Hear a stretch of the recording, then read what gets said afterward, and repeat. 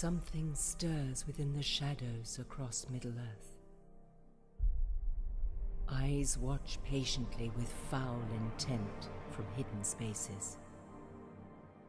Mouths whisper from darkness to corrupt the minds of the just. Hands reach with greedy fingers from unwatched places to grasp for power and wealth.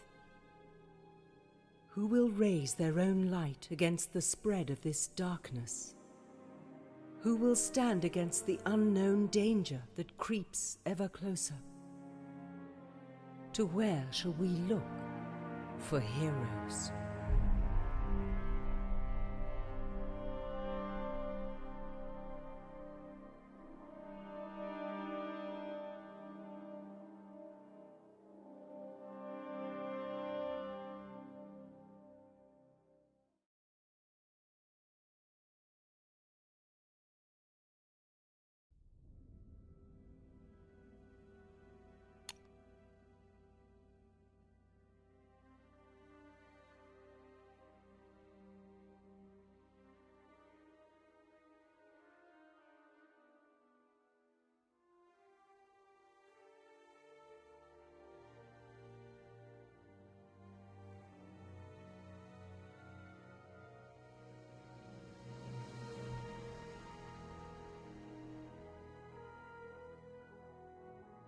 You fought your way into the forest of Mirkwood to rescue the famous Bilbo Baggins. After fighting spiders and bears and meeting a strange creature by the name of Smeagol, you arrive at a ruined structure deep in the forest. The old ruin operates as a staging point for mysterious slave caravans managed by a host of orcs. You believe the old hobbit is imprisoned in the tower. You manage to sneak into the structure, but without warning you are betrayed by Smeagol.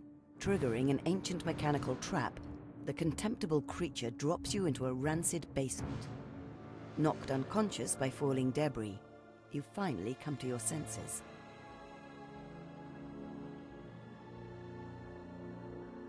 Ulfthek's room is as dark as his mood.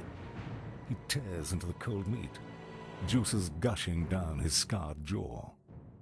Things are afoot the great orc cannot explain. Attacks in the forest, a ravaged patrol, the storage room mysteriously emptied. Ulfthek grunts and angrily throws his empty drinking horn against the wall, where it splinters to join a pile of dry bones and other detritus on the floor. Breathing heavily from climbing the stairs, Ulfthek's mewling steward, Slaggid, worms his thin frame into the room. Must the goblin always be clutching one of his parchments? What do you want, worm? Ulfthek licks dry the bone, and it joins the drinking horn. A visitor has come, Ulfthek. Slaggid lisps, and adjusts his cloak nervously. From Dol Guldur. Fear is not a common emotion in orcs, and Ulfthek considers himself uncommonly brave. Even so, he cannot halt the tendrils of dread that shoots down his spine. The mouth of the Cold Ones has come. You force your bruised body to stand, head throbbing like a dwarven feast. Your garments are soaked and dripping from lying in stagnant water. Now where has that blighted Smeagol dumped you? The ceiling above must have retreated to its former position. Through a crack in the wall, moonlight paints the dank cellar in a bloom of grey light.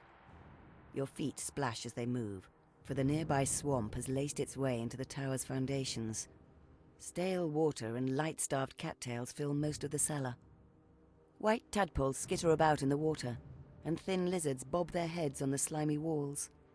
The far end of the cellar is hidden in shadow. Did the shadow just move? It rolls and ripples before emerging into the moonlight. It's not a shadow at all, but some vast slug. It extends its beer moth head and eye tentacles towards you, snorts a drizzle of fetid saliva, and proceeds to tug its enormous body under itself. It seems to have made up its mind. You are food. We must trust such weapons as we have. Make haste to declare yourselves and your errand. Elendil!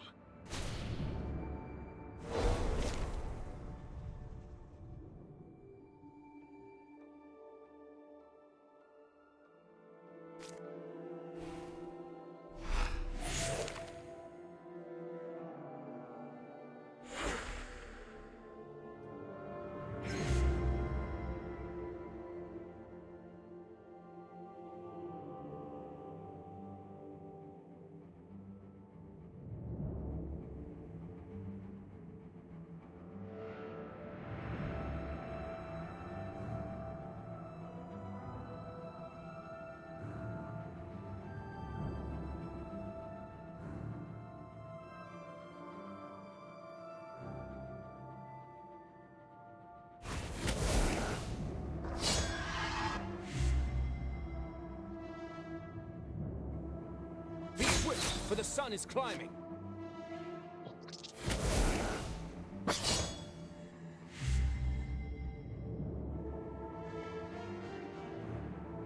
I am your servant.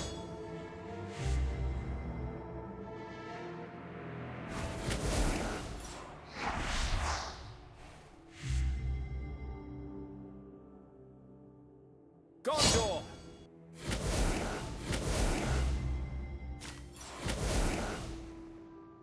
I serve no man.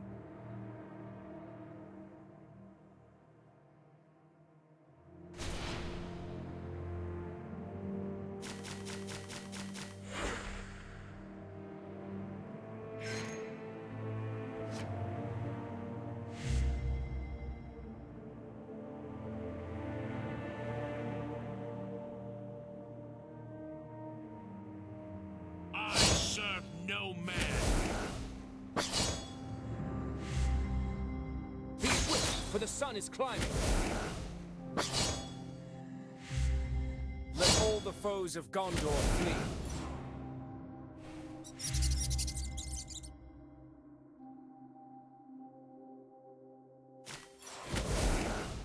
I serve no man.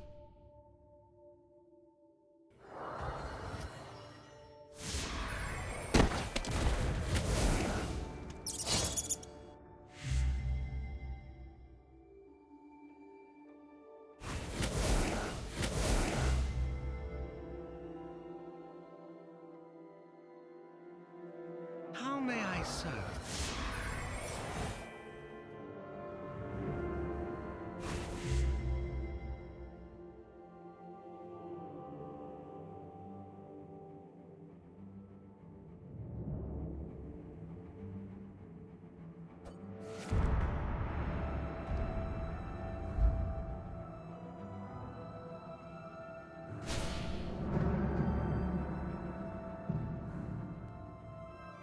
A tall figure awaits Ulfthek in the tower's main hall.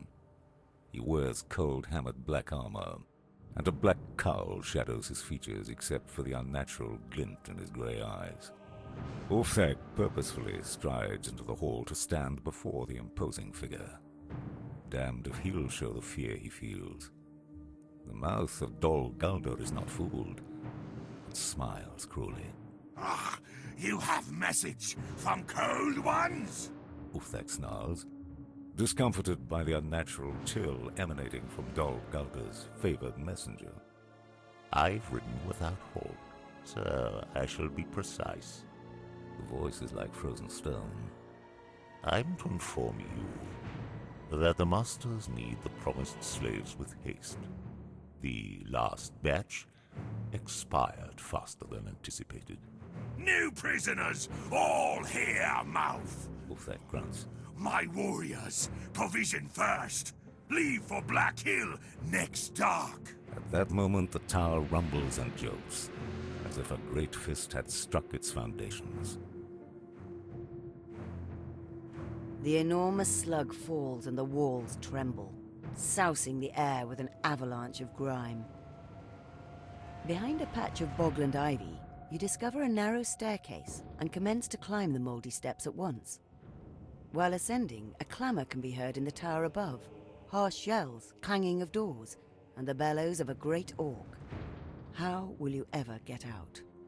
The stairs emerge into a derelict alcove, overgrown with cobwebs and moss. It faces a great room, finely decorated of old, but now ruined and forgotten. As the racket of the enemy grows closer, you've no doubt that he'll soon be upon you. Speed may be your only hope. You rush towards a set of oaken doors on the far wall when disaster strikes. As you emerge from the alcove, a troop of orcs slog into the room. They roar in excitement and draw their weapons as more enemies arrive. You are surrounded.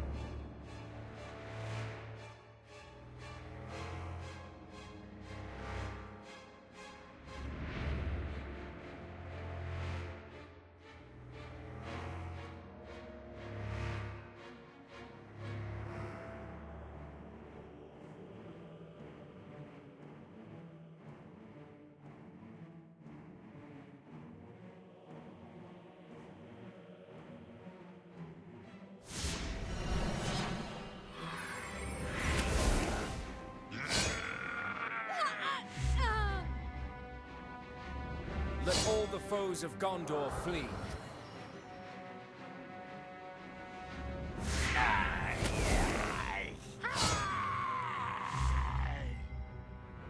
So be it!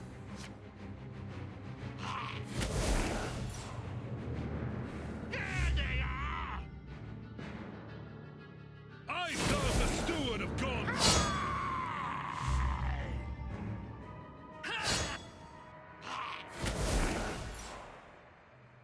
We'll put red maggot holes in your belly!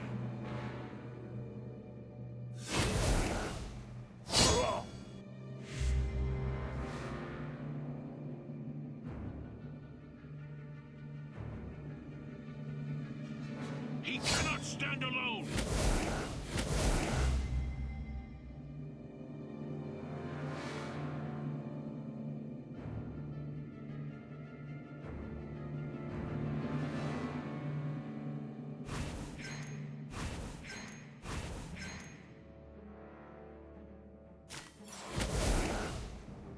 I serve no man!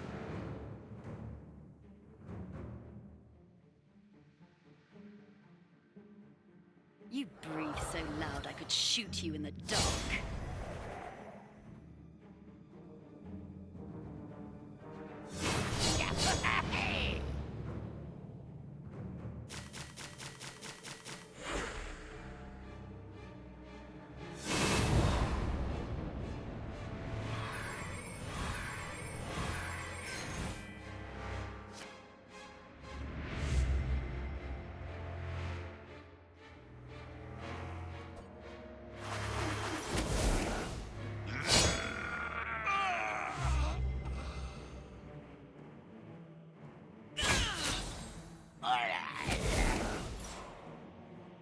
For the master!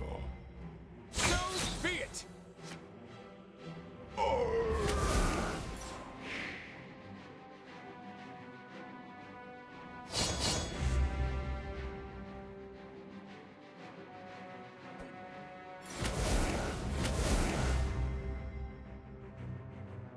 I serve no man!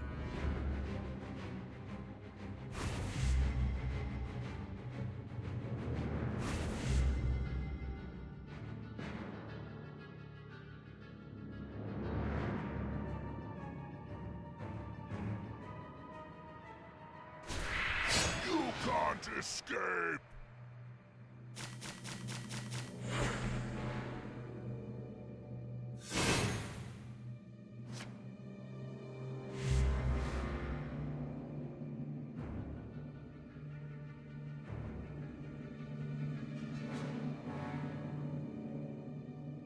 Not on my watch! Be swift, for the sun is climbing.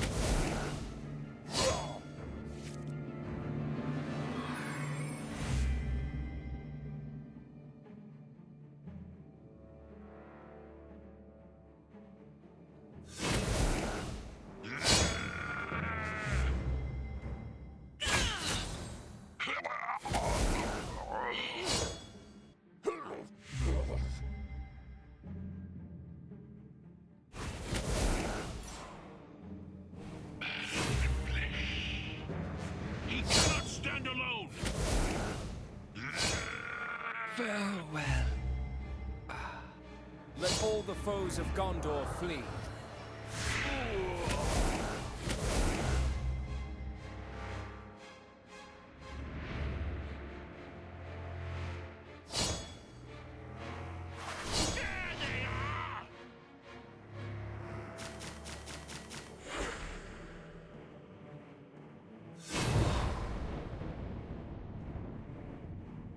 Form ranks, you maggots!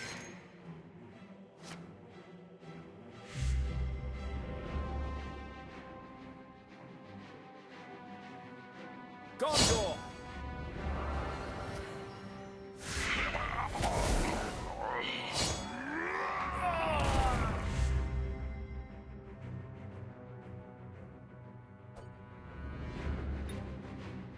From the land of Gondor I come.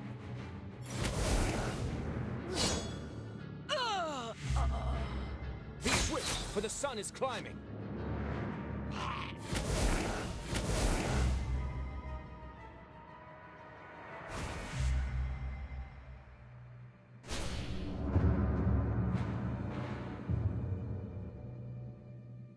You've broken through the enemy ranks and reached the heavy oaken door. Rushing into the room beyond, you hastily barricade the door behind you. Hinges rattle and splinters fly as the orcs administer powerful blows, urged on by a deep, booming voice. The door won't hold long. A hiss causes you to turn as you realize that you've stumbled into the tower's jail. Smeagol is crouching before one of the cells, glaring at you with undisguised loathing. You don't have to guess whose cell this is. Smeagol hisses again, rising protectively before the cell door. Stop them, we must. God, nasty masters cannot have precious. The door booms again and several planks fly across the room. Smeagol shrieks as he charges you, face twisted with deranged fury.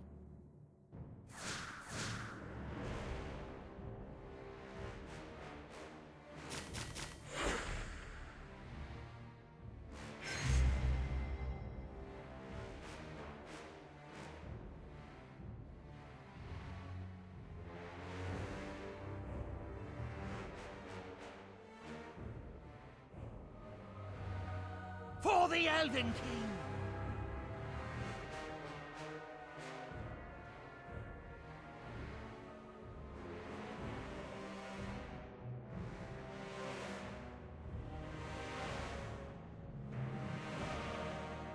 Charge!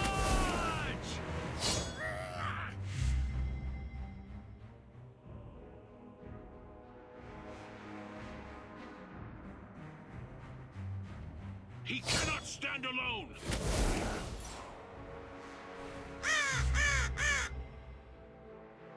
So be it.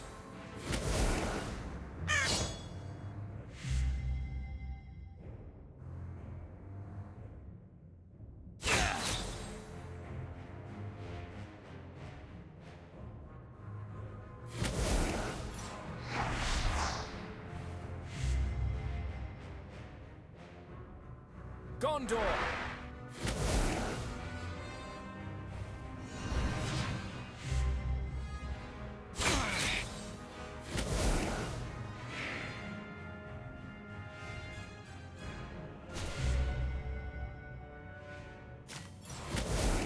I serve no man!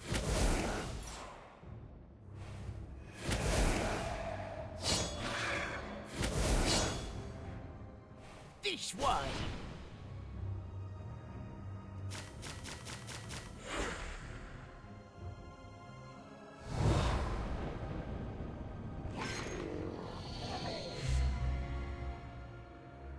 Let all the foes of Gondor flee.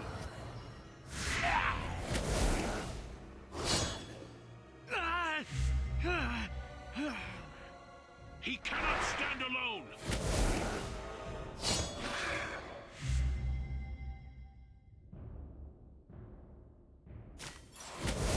He cannot stand alone! You wish you were dead already.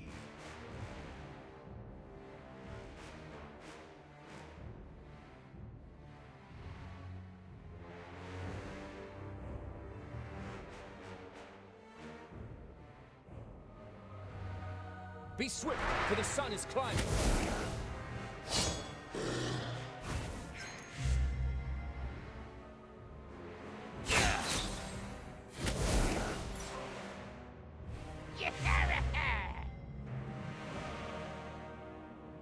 You breathe so loud I could shoot you in the dark.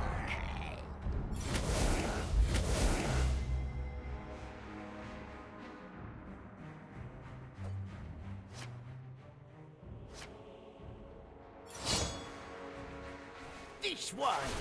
Ranks, you maggots!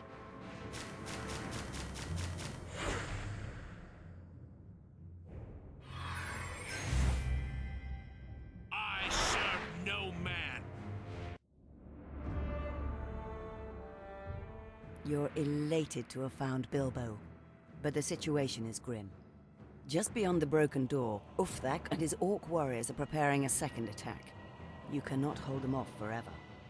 Trapped and near despair, you prepare for a last stand. But wait, a shaft of moonlight attracts your eye. Screams and pleas from the other cells tear at your conscience, but there's no time. As you swear one day to return for the poor souls, Ulfthak commences the second onslaught. Quickly you lift a reluctant Bilbo out the high window, following headlong yourself.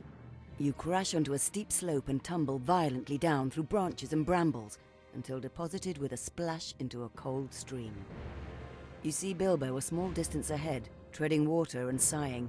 Oh no, old boy. Not again. The current of the stream is strong, dragging you quickly downriver. In the distance, you hear the now familiar cries of an orc pursuit. You're not in the clear yet.